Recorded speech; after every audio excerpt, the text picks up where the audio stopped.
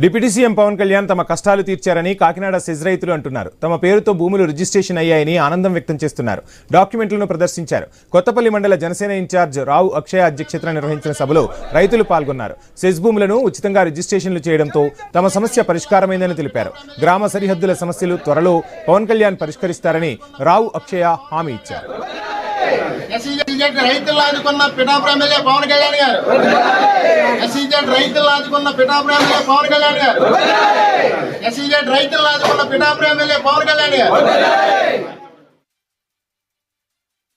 Pithapuram MLA రాష్ట్ర ఉప ముఖ్యమంత్రి జనసేన పార్టీ అధినాయకులు పవన్ కళ్యాణ్ గారు రైతులకు ఇచ్చిన మాట ప్రకారం మరి ఏదైతే మిగులు భూములు ఉన్నాయో అవన్నీ కూడా రైతులకి వెనక్కి ఇవ్వడం అన్న పద్ధతిలో రాష్ట్రంలోనే ఓ ప్రత్యేకమైన జీవో తీసుకొచ్చి మరి రైతులకి వెనక్కి రిజిస్ట్రేషన్ చేయడం జరుగుతుంది.